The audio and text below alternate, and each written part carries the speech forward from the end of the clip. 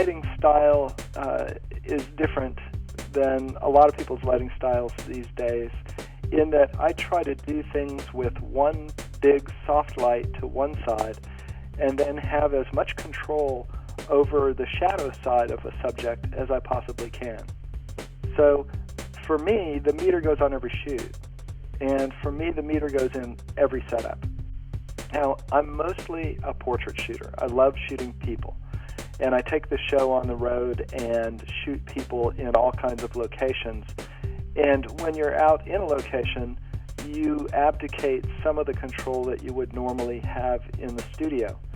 So it means that your technique has to be nailed down a bit better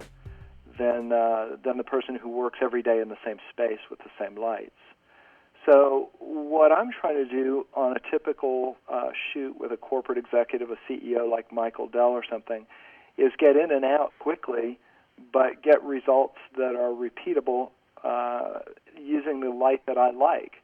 So I'm coming in with a 72-inch umbrella or Elechrome Octabox, something like that, with lots of layers of diffusion because I want that key light to be soft and wraparound,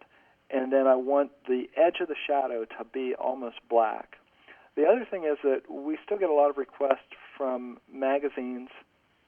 and from ad agencies to shoot against whiteout backgrounds. But when we shoot a whiteout background, it's really important, especially if you're doing it in a smaller studio, that you not overlight the background so you don't get a lot of bounce coming back and wrapping around from behind somebody. So we use our meter pretty religiously to make sure that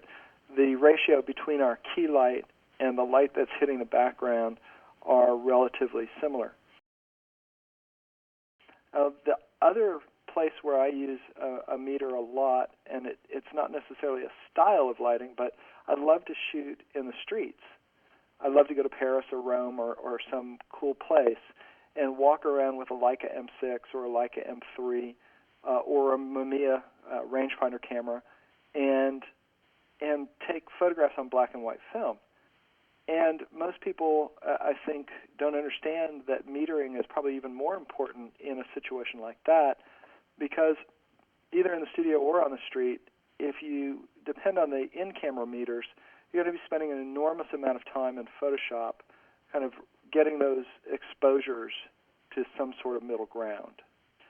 Okay, when we photograph executives and we're using a big soft light with lots of layers of diffusion, we've found that it's vital to go in with a handheld incident meter and take a very accurate reading of the tonal values that you want to establish in the photograph. So I whip out my Sekonic meter, and every time I go out with a new assistant, my second assistant always rolls, or my first assistant always rolls his eyes when he hears the standard question, which is, hey, you've got histograms in the camera, you know, you get to see it on the little window, why are you bothering to meter? And the reality is that if you've got anything white in your image, like somebody's white shirt, some white in the background, etc., and it pegs off the edge of the histogram, you have no idea where the established edge of the highlight tones in the person's face that you're going to be able to get. If I go in with a meter, and it's a well-calibrated and known meter, and I take a very specific reading from that person or at that person's subject area back toward camera, and I get a very specific f-stop, if I shoot the camera at that exact setting, when I get back to the studio, all the tones on either side are exactly where I want them. If I try to eyeball it and look at the little screen on the back of the camera,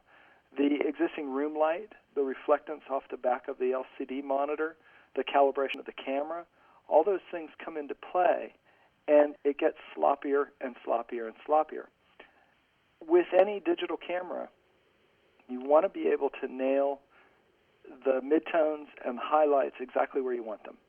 If your safety plan is to underexpose so you don't blow the highlights, you're compressing your shadows. And that's when bad things like banding occurs and lack of detail in the shadows, which makes the file look pretty grungy, which may be something people like, I don't know.